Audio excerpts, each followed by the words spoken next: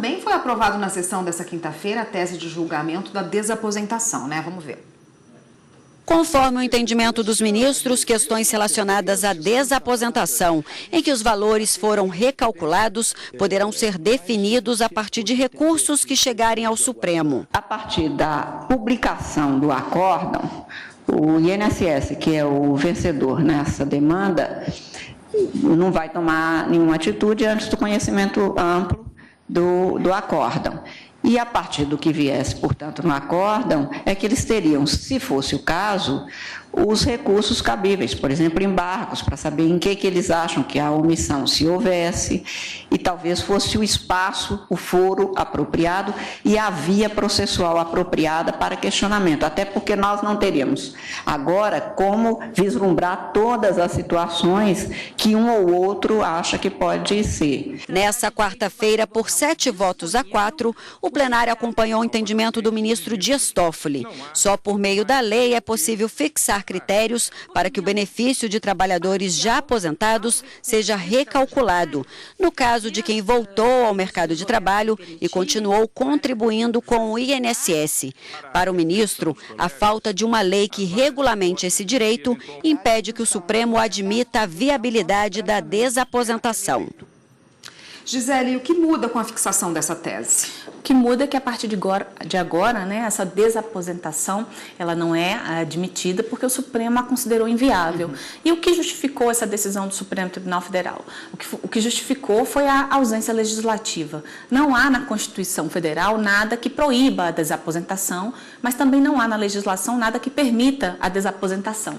Então, diante desse contexto e dessa ausência de legislação também, os ministros entenderam por bem declarar inviável esse Instituto da Desaposentação, e aí só fazendo aqui um esclarecimento que consiste, na verdade, na possibilidade do recálculo do valor da aposentadoria daquele aposentado, né, que embora já tenha efetivamente feito requerimento no que diz respeito à aposentadoria, ele acaba voltando a contribuir por ser um contribuinte obrigatório de acordo com a legislação previdenciária, e aí com base nessas novas contribuições o que ele pede seria o recálculo do benefício. O Judiciário brasileiro já decidiu bastante sobre esse tema e muitos processos estavam aguardando a decisão do Supremo Tribunal Federal, também dada em sede de repercussão geral. Na sessão de ontem à tarde ficou fixada a tese no sentido de que, enquanto não houver legislação, né, sobre a desaposentação, não é possível alterar o valor do benefício em razão dessas novas contribuições. Na ocasião, inclusive, os ministros declararam a constitucionalidade do artigo 18, parágrafo 2º, da lei que trata sobre o regime geral de previdência social, e essa lei ela estabelece que qualquer contribuição que for feita após a aposentadoria, ela não irá implicar em nenhum aumento do benefício. As únicas implicações que tem é no que diz respeito ao salário família e reabilitação, isso nos termos da lei. Então, foi nesse sentido a decisão do Supremo Tribunal Federal, que significa dizer que é inviável a desaposentação daqui para frente. Gisele, esse tema, né, desaposentação, ainda pode voltar ao plenário do Supremo?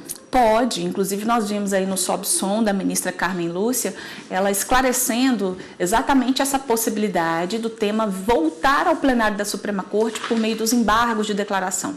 Os embargos, na verdade, ele se trata de uma ferramenta jurídica que serve para esclarecer qualquer omissão, obscuridade ou contradição no acórdão, ou seja, na decisão que foi tomada pelo colegiado.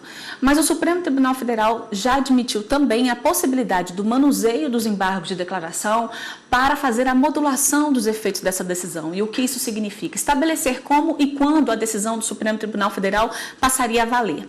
Então, pode acontecer de que os interessados, e aí seja o INSS, seja ali quem está, na verdade, é parte no recurso, pode ser que eles apresentem embargo de declaração para ver esclarecido algum ponto ou para requerer que o Supremo Tribunal Federal module essas decisões. Por que isso não foi feito ontem na sessão plenária? A ministra Carmen Lúcia entendeu que diversas situações podem acontecer, então não seria o momento ideal definir esses pontos de como ficaria a desaposentação em relação a quem já obteve, por exemplo. Então pode acontecer sim desse tema voltar ao plenário em sede aí de embargo de declaração e o Supremo Tribunal Federal definir alguns pontos quanto à validade e efeitos dessa decisão.